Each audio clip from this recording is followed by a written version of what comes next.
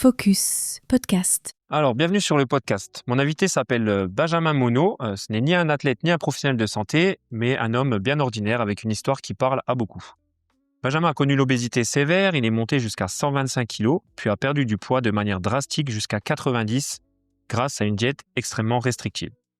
Avant de reprendre, de dépasser son poids initial et d'atteindre 140 kg avec un IMC supérieur à 40, en 2024, après des années de lutte, d'essais, de culpabilité et d'épuisement mental, il a fait le choix de la chirurgie bariatrique. Dans cet épisode, on ne cherche ni à convaincre ni à choquer, on cherche surtout à apprendre et à comprendre. L'enfance, les habitudes alimentaires, les régimes, la restriction, la reprise de poids, le parcours médical, la prise en charge financière et surtout l'après. Si tu penses que quand on veut, on peut, cet épisode risque de te faire réfléchir. Bonne écoute. Benjamin, bonjour. Bonjour à tous. Rebonjour. Rebonjour, hein. On va démarrer par le commencement, ton enfance. Ouais. Quel enfant étais-tu? Est-ce qu'il y avait du sport dans ta vie de jeune enfant? J'ai été un enfant sportif. Une courte période de ma vie, pendant 3-4 ans, je fais du foot. Niveau classique, normal. Je n'étais pas un enfant obèse, j'étais un enfant léger surpoids. J'étais un enfant qui aimait manger. Beaucoup de conneries, comme tous les gosses. Mais vu que j'étais quand même pas mal actif, j'ai pas eu trop de soucis dans mon enfance sur le poids. C'est pas... Le cœur du problème n'est pas apparu là à cette époque-là. Ok. Foot, tu dis 4 ans? Ouais, 4 ans en club. Ouais, après, t'as arrêté le sport. Après, j'ai arrêté, problème de genou. Ok, ligaments croisés déjà. Non, ouais, ça m'empêchait d'être pro. Non, mais ouais, j'avais trop souvent des soucis et j'avais arrêté à mes 14 ans, si je dis pas de bêtises. Ok. Du coup, à quel moment le poids est devenu vraiment un sujet dans ta vie?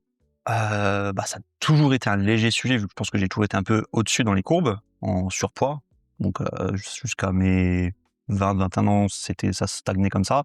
C'était un vrai sujet quand j'ai changé de métier. Donc, au début, quand j'ai commencé à travailler à 18 ans, j'avais un métier assez physique, donc toujours pas de soucis non plus. Je pense que j'ai éliminé quand même pas trop mal ce que je mangeais en conséquence. Mais par contre, au bout d'un moment, j'ai changé de métier. Je me suis retrouvé à un métier beaucoup plus sédentaire, quasiment aucune activité physique. Et c'est là que ça s'est installé et que ça a progressivement dévié. C'est pas le travail qu'on fait actuellement. Non. Parce que du coup, on est collègues de travail. Ouais. On sait jamais qu'il y ait des collègues ou des RH qui écoutent. Ouais. On travaille beaucoup, très physique. Donc tu dis tu mangeais donc des conneries. Quelles étaient un petit peu tes habitudes alimentaires dans ton enfance? Enfant, j'aimais pas les légumes, comme pas mal de gosses, je pense. Mais moi, c'était vraiment limite, ça me dégoûtait. Mes parents essayaient de m'en faire en manger, mais plus ils me forçaient, plus ça me dégoûtait et moins je coopérais. Donc, ouais, très peu de légumes, beaucoup de sucreries, de conneries comme ça. Je faisais pas trop attention, j'y pensais pas, j'y réfléchissais pas, et pour moi, je me nourrissais que seulement de ce que j'aimais, et c'est tout, quoi. Ouais, donc à la maison, ça parlait pas trop de santé, de poids. Non, ça essayait quand même. J'ai des parents qui étaient aussi obèses, pas en obésité sévère, mais qui étaient obèses, donc ils ont fait des régimes Weight Watchers pour ceux qui connaissent, des trucs comme ça. Donc ils essayaient à la maison, mais ils nous la posaient pas à nous. Ils essayaient de nous aiguiller quand même, mais bon, c'était pas... Si je coopérais pas, ils allaient pas me forcer non plus. J'étais pas interdit, je mangeais quand même ce que je voulais. Ouais, bien sûr. Oui, il y avait pas de punition. Voilà, si tu mangeais mal, entre guillemets, quoi. Donc tu dis donc tes parents donc en surpoids depuis leur jeune âge aussi, ou c'est venu peut-être par la suite? Alors leur jeune âge, je pourrais pas dire, mais moi, je les ai toujours connus en léger surpoids, aussi longtemps que je me souvienne.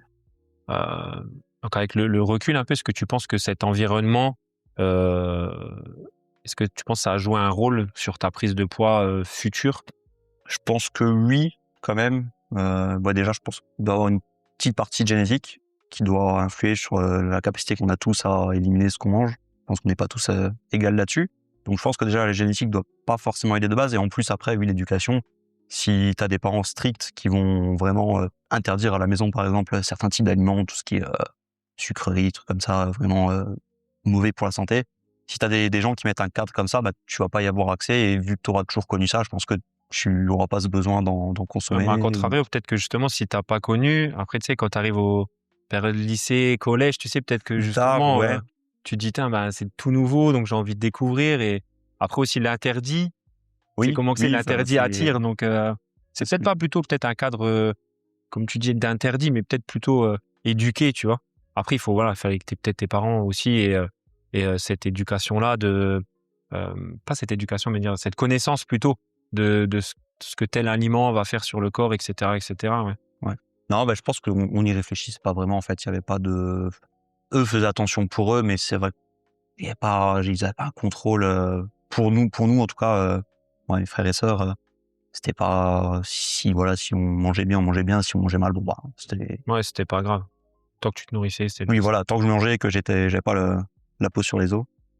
Est-ce que tu as déjà ressenti du coup de la honte un petit peu quand tu étais jeune par rapport à ce léger surpoids ou... Oui, gamin, oui, ça a pu être une petite gêne, mais c'était passé assez vite. Hein. Au-delà de la primaire, j'ai vite été, ça me passait au-dessus, quoi. J'étais pas trop. Ça n'a jamais trop été un problème physique en termes d'image, le poids. Même quand je suis monté très haut, pour en venir après, quand je suis monté jusqu'à 140 kilos, je l'ai pas fait l'opération pour le physique. J'ai fait pour la santé vraiment, avant toute chose. Donc l'image que ça renvoyait, ça m'a jamais trop perturbé. C'est vrai que les enfants à l'école, ils sont quand même... À l'école, oui, forcément, ça m'est déjà arrivé, le gros machin et tout. Oui, il y a 2-3 fois où ça a dû me blesser gamin, mais après, plus tard dans ma vie de jeune adulte, d'adulte, non, aucun souci avec ça.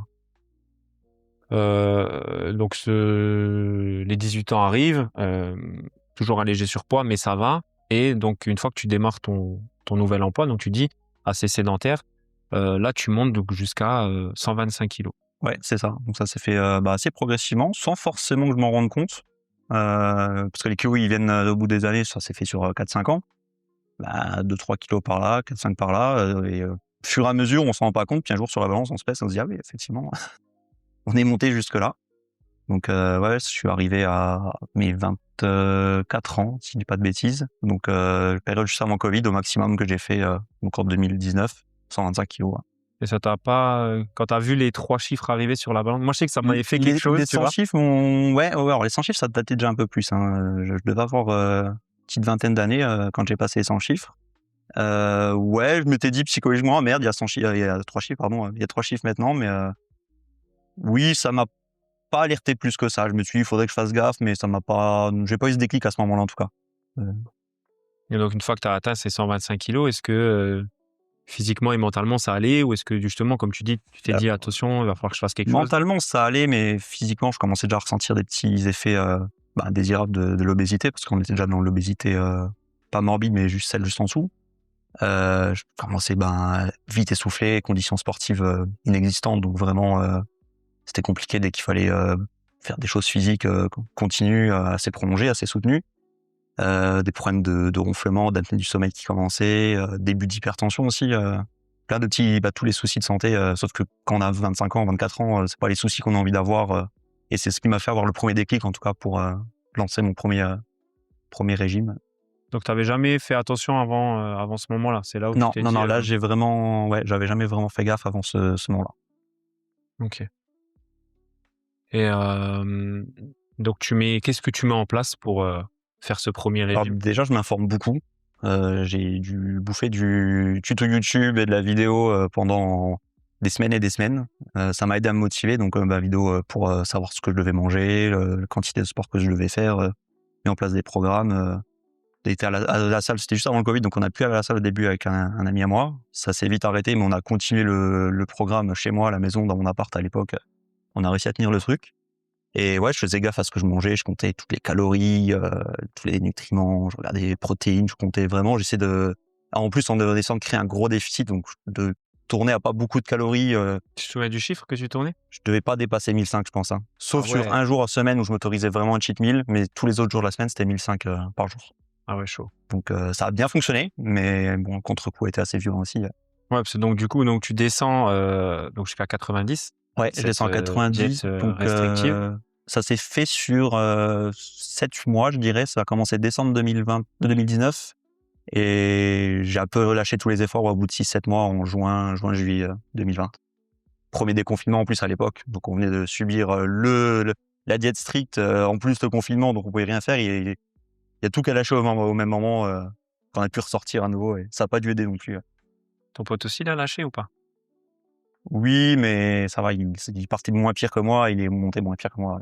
Tu le connais. Ah ok, d'accord. Ok.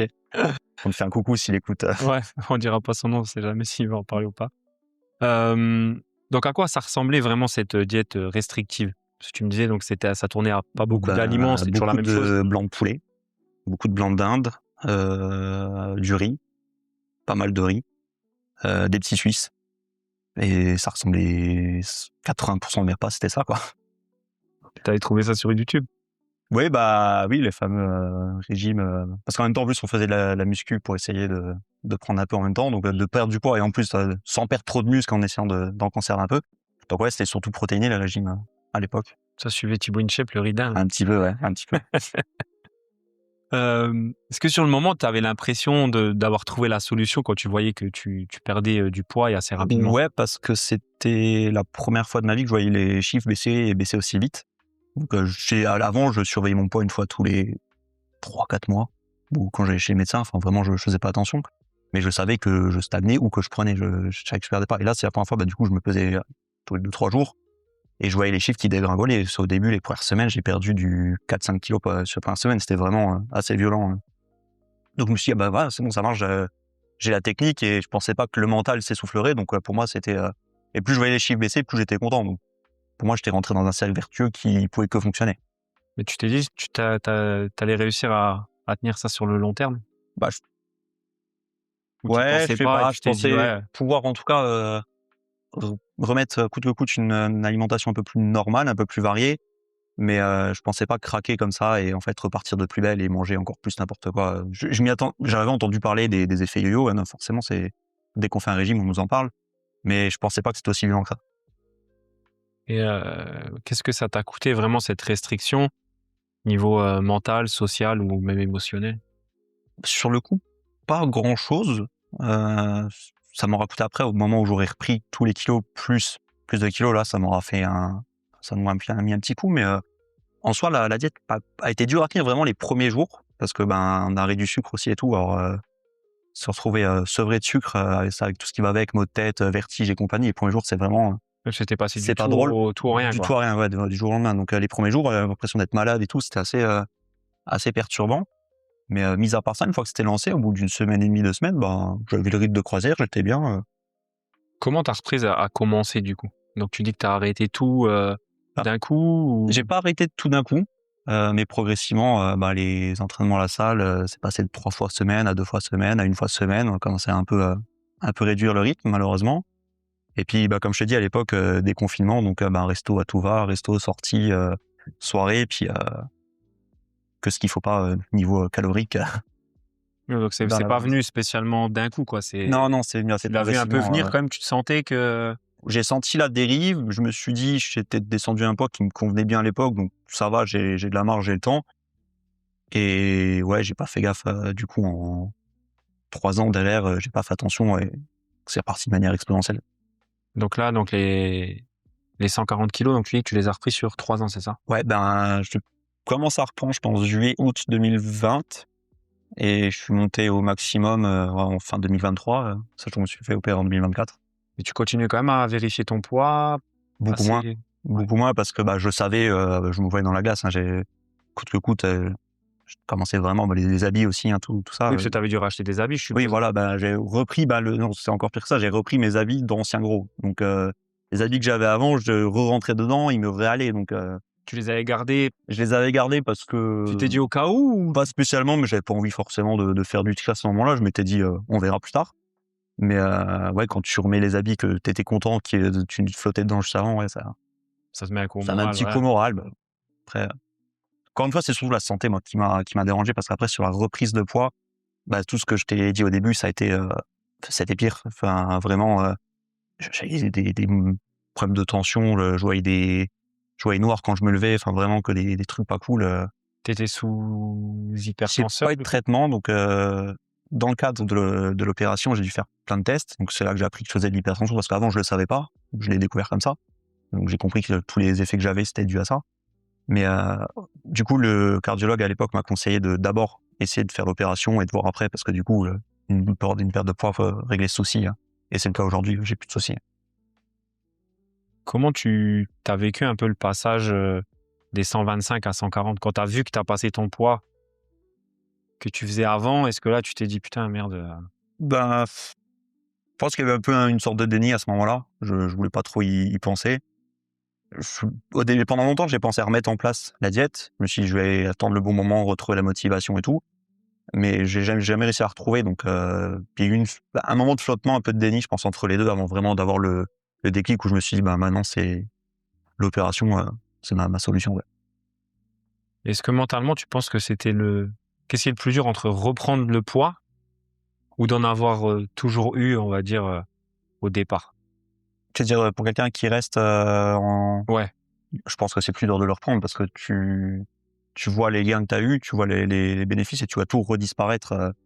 Donc, Ouais, t'as puis cet effet, surtout que tu sais de quoi tu es capable, quoi. Tu sais en que tu as plus, été capable de l'avoir voilà, fait une oui, fois et tu sais que tu es capable de le faire une fois et tu n'arrives pas à le remettre en place une deuxième fois parce que tu pas la motivation, tu pas le.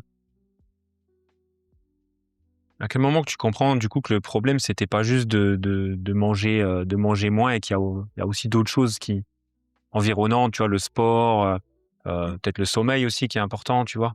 Bah, je pense que j'ai toujours un peu su, mais que c'était le cadre de vie que j'avais me convenait, donc j'avais pas forcément envie de le changer. Et Tu as vécu ça un peu comme un échec ou pas du tout? la reprise de poids? Ouais. Oui, quand même, oui. Oui. Bah, je passais d'une réussite à un échec, ouais.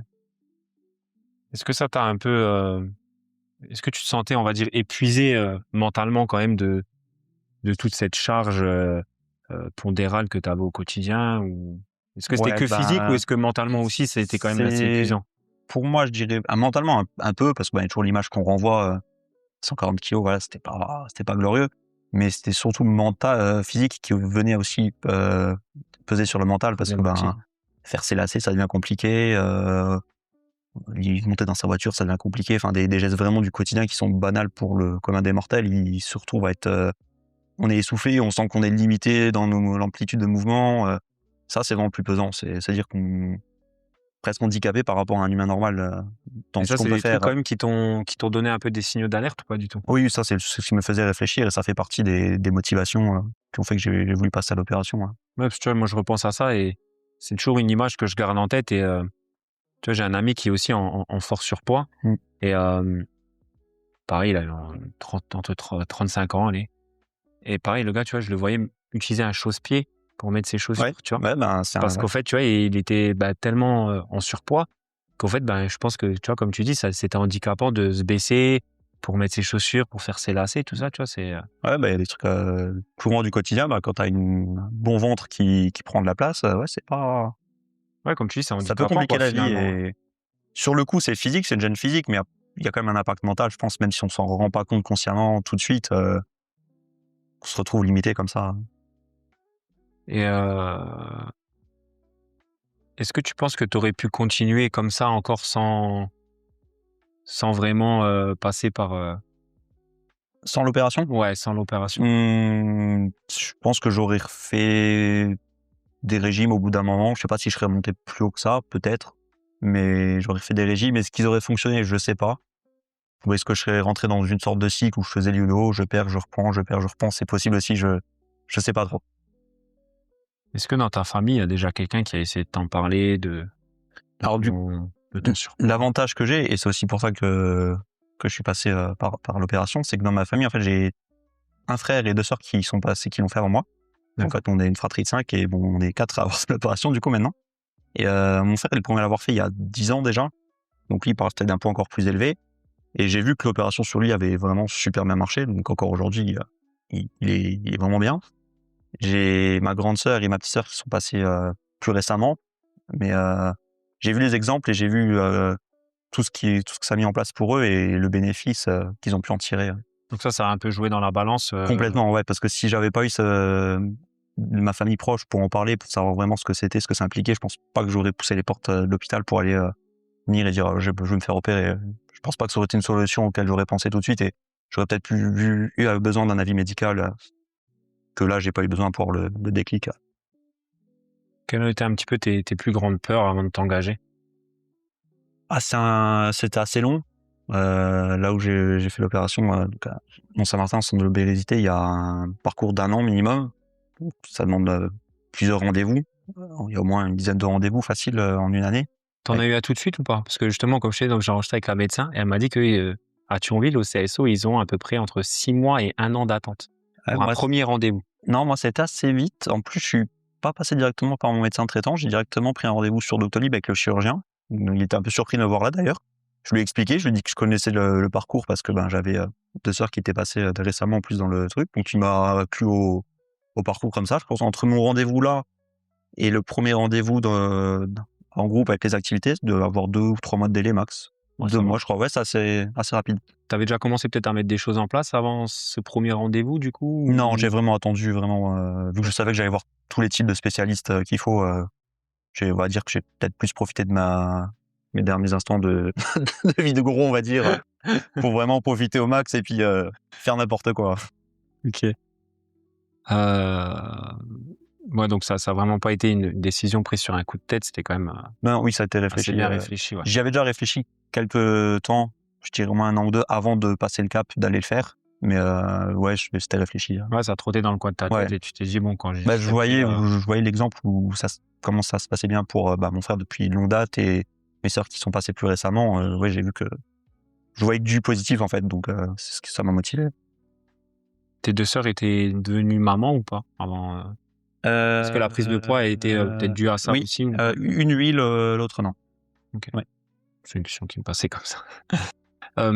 Donc concrètement, comment ça se déroule un peu le suivi médical? Donc d'abord le chirurgien parce que tu savais pas trop, tu pensais peut-être que l'opération, c'était t'y allais, tu te faisais opérer? En fait, déjà, on voit le chirurgien, donc lui, il va choisir ou pas si il nous intègre au parcours. Donc là, je parle vraiment pour Mont-Saint-Martin, hein, c'est comme ça que ça se passe. Mmh. Alors, Oui, je parle vraiment pour toi, ouais, bien sûr, comment c'est Donc, passé?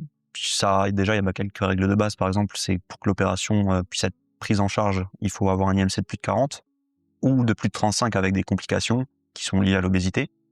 Donc, déjà, si on rentre pas dans ces cadres-là, il va pas forcément nous intégrer au parcours. Et après, il en débat avec tous les spécialistes qu'ils ont, donc nutritionnistes, psychologues et tout. Puis on fait la première HDJ et on voit un peu tous ces gens en groupe déjà. Ils prennent un peu la température et puis après on a au fur et à mesure des rendez-vous en personnel, vraiment individuels. Et ouais, on voit des exemples de pourquoi les régimes ne peuvent ne pas marcher. Des cas d'échecs qu'on a pu avoir. On échange vraiment un peu comme on fait maintenant avec tous les gens du coup dans un petit groupe. Moi, je crois dans un groupe de 6. Et doucement, il nous explique un peu ce qui va se passer pour l'opération, ce que ça va impliquer comme changement futur. Sachant qu'en plus, quand on fait le parcours, on nous force pas. C'est pas parce qu'on est dans le parcours qu'on va forcément se faire opérer. Il y a des gens pour qui c'est le cas.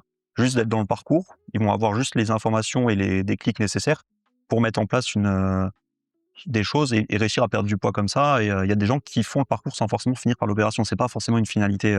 Oui, peut-être que ça freine peut-être d'avoir les Il y informations. en a qui peuvent avoir peur, il y en a qui peuvent être motivés, ils se disent je voulais essayer cette chose-là que j'ai jamais essayé avant et puis au final ça marche pour eux. En tout cas, ouais, l'opération n'est pas forcément une finalité quand on rentre dans le parcours. Donc tu dis donc 1 année entre le début Minimum 1 et an. l'opération? Ouais. OK. Minimum 1 an avec bilan de santé, échographie, la thèse pour savoir vraiment pour qu'ils aient le dossier le plus complet possible pour savoir quel type d'opération de faire parce que déjà il y en a 2 principales qui sont utilisées et pour voir s'il n'y a pas de problème, s'ils peuvent opérer sans souci. Donc tu avais le choix entre lesquels, du coup? Le bypass et la sleeve. La différence entre les 2? Donc le bypass, c'est grossièrement, on t'ouvre l'entrée de l'estomac, on te garde juste une toute petite poche de ton estomac. Donc la grosse partie inutilisée, elle est toujours là, on la laisse en place, mais elle est refermée, elle sert plus à rien. Et on raccorde cette nouvelle petite partie de l'estomac directement en sortie à l'intestin. Donc d'où le bypass de l'estomac. OK. L'estomac, il est là, il sert plus à rien, mais il sert juste à sécréter les enzymes et tout ce qu'il fait, et ça évacue directement dans les intestins. Et la sleeve, en fait, c'est l'estomac qu'on vient couper et resserrer pour en fait juste faire un long tube. Donc en gros, il est pas dérivé, l'estomac est toujours sur place, il est juste raccourci et ça devient un tube comme ça. En gros. Donc là tu manges, tu vas au chat direct. Ou dans les 2 cas, c'est assez souvent surtout sur le bypass, c'est un des effets secondaires. Qu'est-ce qui a été un peu le plus exigeant dans le parcours selon toi? Ça demande déjà un peu de rigueur parce qu'il y a pas mal de rendez-vous médicaux à faire. Il faut avoir le temps de les faire. Alors, c'est pas tout le temps. Ils proposent à chaque fois un arrêt maladie et tout, mais bon, quand t'as un travail, tu peux pas taper forcément des arrêts maladie à tout va. Donc, moi, c'était beaucoup d'organisation, poser congé pour ceci, pour cela, pour être disponible pour les rendez-vous. Il y a même un bilan total de santé qu'on fait quelques mois avant l'opération, c'est sur la fin du parcours, c'est 3 jours complets à l'hôpital. Donc réveillé à 5 heures du matin avec des prises de sang, c'est pas les meilleurs souvenirs que j'ai de ce parcours-là. C'est un peu exigeant en termes d'implication. On n'arrive pas, on claque pas des dents en disant je vais me faire opérer, on voit l'anesthésiste, on opère quoi. Il y a vraiment, il faut montrer aussi sa motivation pour que J'allais dire, voilà, faut que tu montres que tu es impliqué. Les gens voilà. se bougent le cul pour toi, mais il faut que toi... Exactement. Et que tu vas pas faire n'importe quoi. Une fois que tu seras opéré, tu vas partir les mains dans les poches en pensant que c'est magique. Ils veulent éduquer les gens forcément et pour que ça se passe au mieux sur la suite, quoi. Est-ce que tu as eu des moments de doute un peu où tu t'es dit non, finalement, l'opération, j'en veux plus? Non, dans le parcours, jamais. Non, parce que moi, c'était toujours clair, bien expliqué. Je savais pourquoi j'y allais. Et, j'avais juste hâte, c'était d'arriver à la date, d'avoir ma date d'opération. Aucun doute à ce moment-là. Tu t'en souviens de la date d'opération? Alors, mai 2024, je crois le 5 mai. Si je dis pas de bêtises, ça doit être ça. La date d'une nouvelle vie, du coup. Ouais. Pendant le parcours, est-ce qu'on t'apprend un peu à mieux manger ou alors comment cuisiner? Ouais, totalement. Il y a plein d'ateliers comme ça avec nutritionniste. On voit plein de choses en groupe et en solo, encore une fois. Et on peut parler on donne les exemples que nous on fait, qu'on utilise, et ils nous expliquent là par exemple là non, ça ne peut pas aller parce que tu fais ça et tout. Puis ils nous donnent les clés pour la suite. La règle principale souvent qui sortait par rapport à la nourriture, et c'est vrai que c'est la règle je pense dans un régime, c'est faut jamais se priver. Tout est question de quantité. On peut manger de tout, mais il faut juste l'adapter aux quantités, être raisonnable pour pas avoir de problème. Oui, tu peux manger full tomate, mais pas full tartiflette, par exemple. Tu vois, Voilà, mais y a des c'est pas parce que tu es opéré ou c'est pas parce que tu fais un régime que tu dois pas manger de tartiflette. C'est juste qu'il faut adapter la dose et puis faire ça de manière responsable. Exactement, faut kiffer, mais comme tu dis. Il y avait des séances de sport aussi déjà? Enfin, pas de sport, mais du coup Alors, on en a une. d'activité physique adaptée. Ouais, on en a une. C'est dommage. C'est peut-être le seul point noir que j'ai eu à Mont-Saint-Martin, en tout cas, parce que c'était fait avec un coach sportif qui était vraiment, vraiment cool, vraiment sympa. Mais on faisait ça dans les couloirs de l'hôpital, dans une aile un peu abandonnée. C'était un peu... le matériel n'était pas forcé. Il y avait un peu de matériel, mais c'était vraiment du vieux matos en train de tomber en ruine. Mais ouais, on a fait une séance de 2 heures. Donc, c'était une séance, celle-là, elle était imposée. Elle faisait partie du protocole. Et après, pour ceux qui aimaient bien, il y en a qui le font encore, qui y retournent. Vous pouvez prendre rendez-vous, c'est gratuit en plus, et retourner faire des séances avec ce coach-là. Et même après l'opération, donc avant l'opération et après l'opération, ça reste un truc qui a mis en place. Le seul problème, c'était que c'est fait dans des conditions... on faisait des pas chassés dans le couloir de l'hôpital en faisant des slaloms entre les infirmières qui vasaient, c'était un peu particulier. Ouais, s'il y avait peut-être Ils auraient eu juste un terrain ou une petite salle, ça aurait été top. Mais ça mérite d'exister, mais je trouve que c'est pas assez poussé pour faire un truc vraiment... Oui, parce que si du coup, avec les conseils que tu as sur la nutrition, plus le sport, si maintenant tu te mets à maigrir, ça se trouve finalement, comme tu dis, l'opération n'est plus spécialement nécessaire, mais... Ça doit certainement arriver pour des personnes, mais en tout cas, ça retarde leur opération. Alors, il y en a peut-être que c'est ce qu'ils veulent, il y en a qui le veulent pas forcément, donc après, ça propre à chacun, mais en appliquant, leurs bons conseils, ça peut que aller dans le bon sens. Donc tu parlais pour que l'opération soit prise en charge financièrement, donc au-dessus de 40 l'IMC, Ouais. ou 35 mais avec des complications de santé. C'est ça. Combien ça coûte sinon une opération? Alors, je pourrais pas te dire exactement. J'ai vu mes relevés sur le site de la Sécu. Je pense qu'on n'est pas loin de 5 chiffres. Je pense que ça doit chiffrer opération comprise avec batterie test et tout. Facilement 10-15 000, je veux pas dire de bêtises, mais je pense qu'on est dans ces eaux-là. Donc là, que pour l'opération? Pour le parcours complet. Pour le parcours complet. Pour le parcours opération plus. Après, j'ai vu quelques chiffres passer dans mes remboursements de sécu, j'ai pas tout vu, donc je sais pas.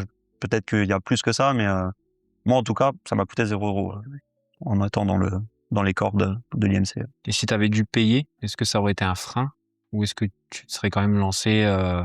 Non, je pense que oui, ça aurait été un frein parce que à l'époque, le travaillant pas encore au Luxembourg, j'aurais peut-être pas pu sortir cette somme d'argent. Je pense, dans une somme comme ça, je l'aurais peut-être pas. Non, j'aurais pas sorti, je pense pas.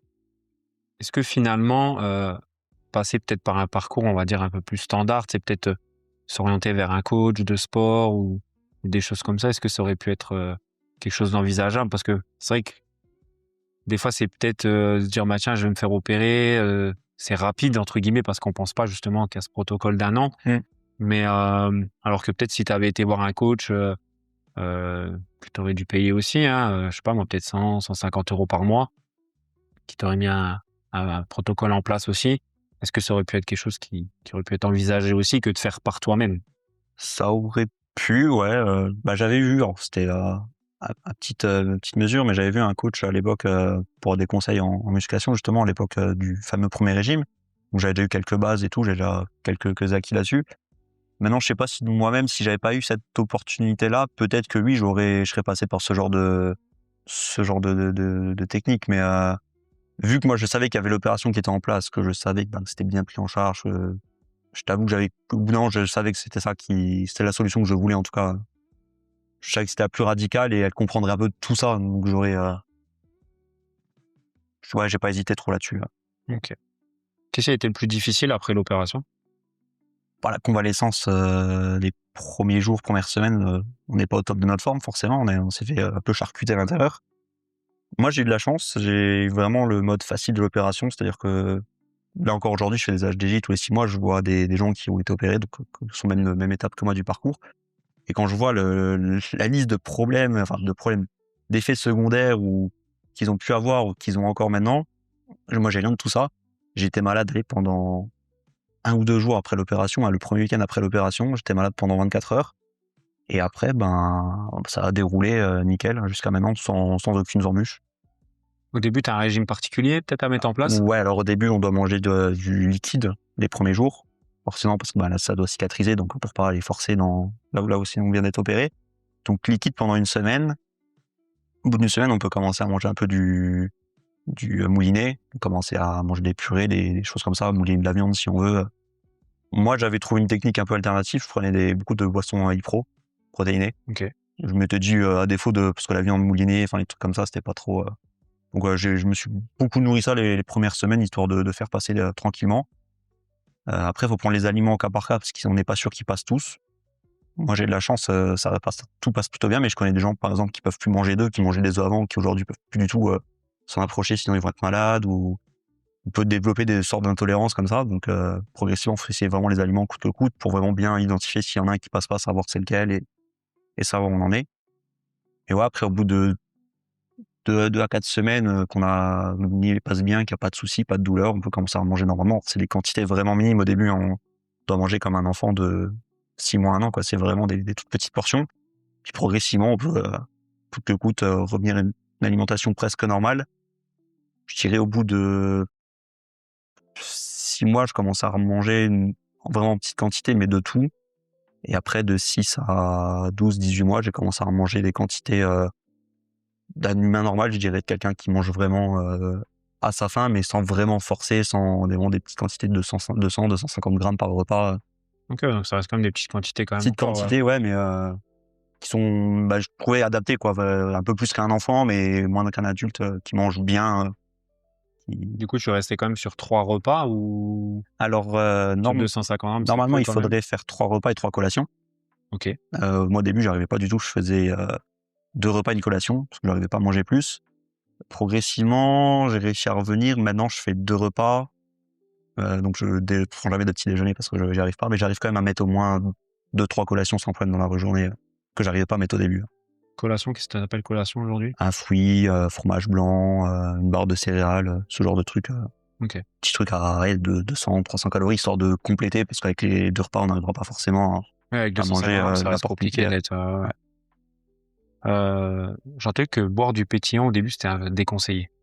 C'est déconseillé le plus possible. Si on peut ne jamais en boire, c'est même mieux. Parce que, en fait, trop en abuser, ça pourrait avoir un effet de gonfler un peu là où l'estomac, l'aider à plus facilement reprendre une taille un peu plus normale. Donc ça peut avoir vraiment un effet contre-indicatif. Et en plus, la digestion est pas terrible, enfin, elle est assez compliquée sur le gazé au début. La première fois que j'ai testé, j'ai testé sur une bière au bout de 6-7 mois, je crois. Elle est vraiment pas bien passée, quoi. Elle est restée sur l'estomac pendant au moins 2-3 heures. Je sentais que ça faisait des bulles là-dedans. Enfin, c'était pas agréable. Terrible, ouais.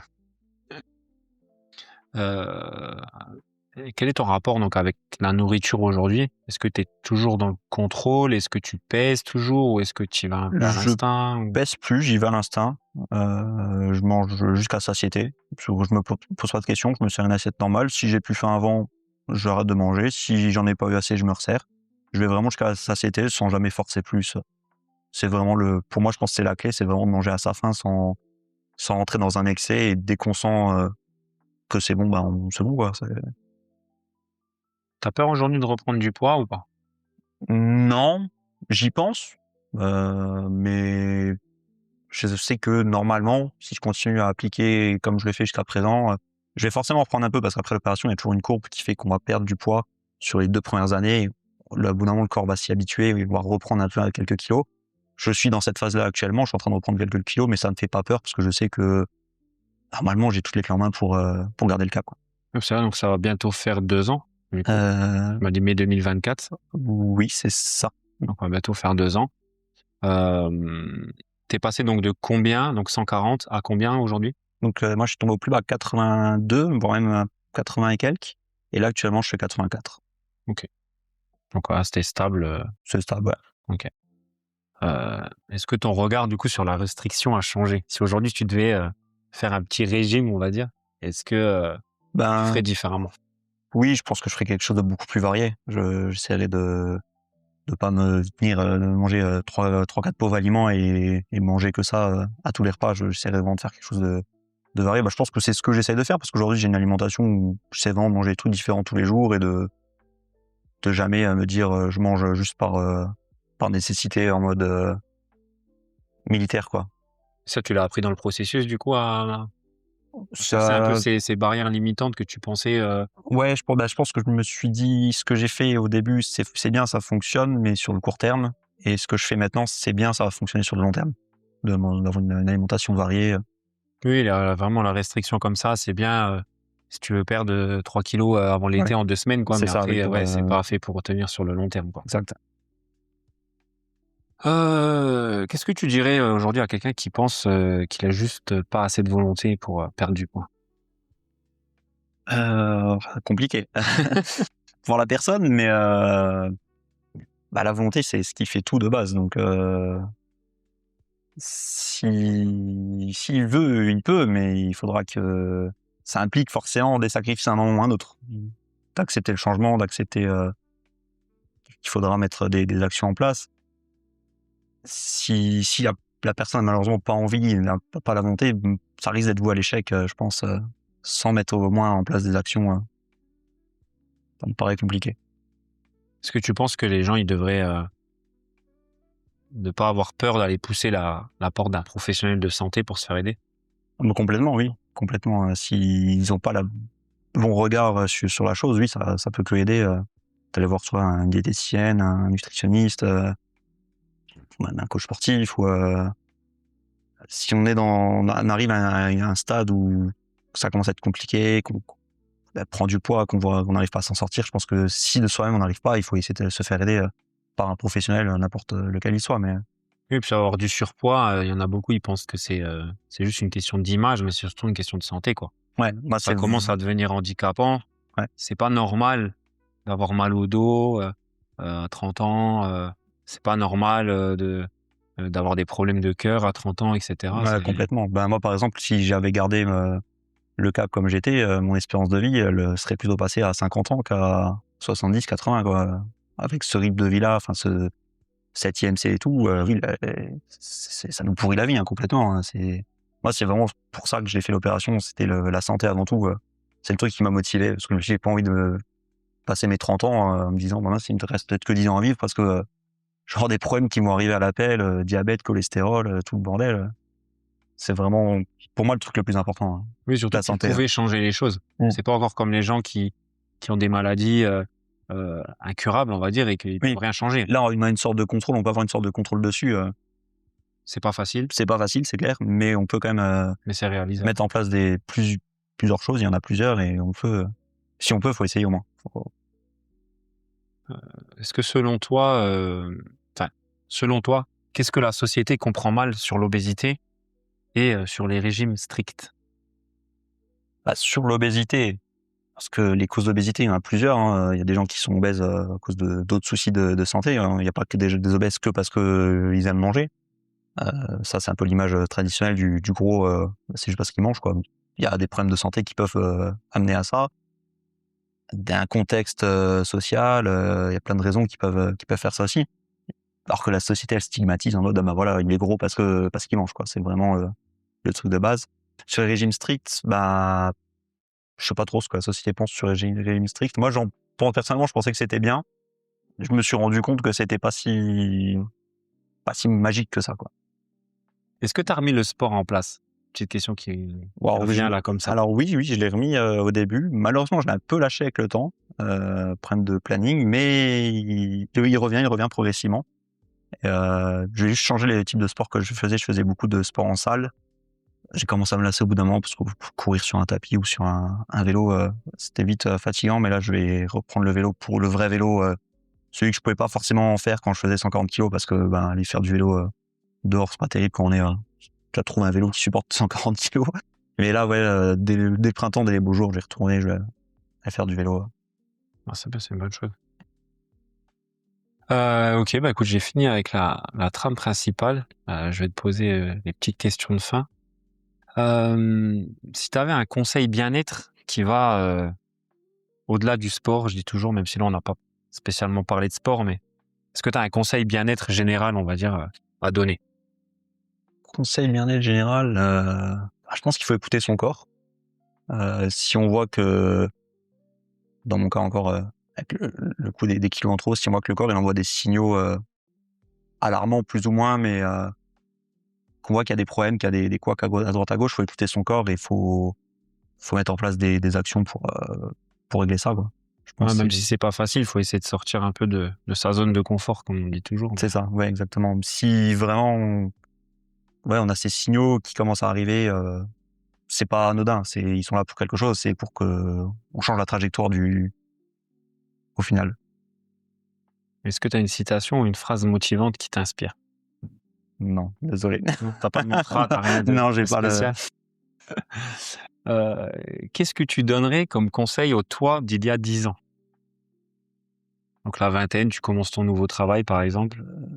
Doucement sur la fête, doucement sur la junk food. Parce qu'à l'époque, je prenais pas beaucoup de poids ou je le voyais pas ou c'était pas très rapide, donc j'étais pas du tout regardant là-dessus. Donc mange mieux, bouge plus parce que ma début de vingtaine, c'est vraiment une période où je faisais zéro sport. Et tu n'auras pas besoin de passer par tout ça, quoi. Même si ça me dérange pas aujourd'hui, à l'heure actuelle, d'avoir suivi ce parcours parce que je suis bien comme je suis aujourd'hui, mais j'ai passé par des hauts et des bas et des moments plus ou moins cool que j'aurais pu éviter avec un meilleur cadre de vie à l'époque. Une question qui me vient en tête là, mais est-ce que du coup, tu as un excédent de peau qui mérite une chirurgie esthétique ou pas? Alors non, j'ai de la chance. Donc j'ai le ventre, on voit que c'est assez mou, assez flasque, mais j'ai pas la peau qui pend, qui retombe vraiment. Savoir que ce serait pris en charge si vraiment je venais avoir une quantité de peau trop importante.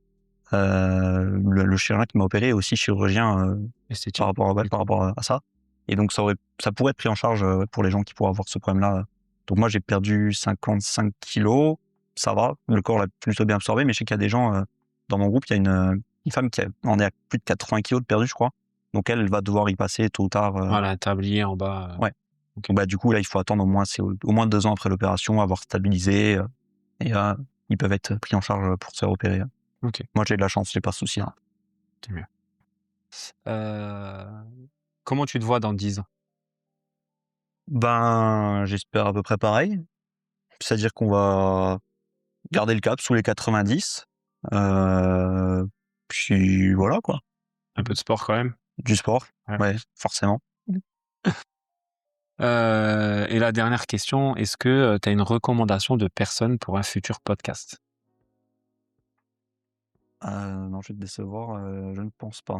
Je te redirai si jamais, je te mettrai un message, mais Ouais, bah, y a pas malheureusement, de souci. Non, bah écoute, tu réfléchiras, tu verras bien si tu penses à quelqu'un, un athlète, quelqu'un qui a un parcours ça un va. peu atypique, je prends.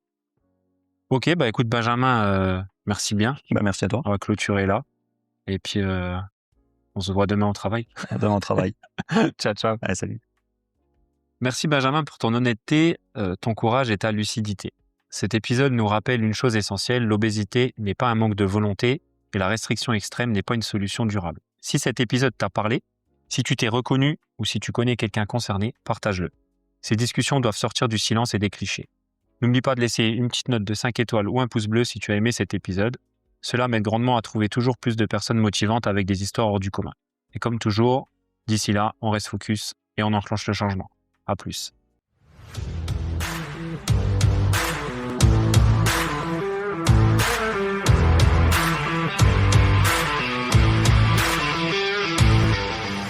Focus Podcast.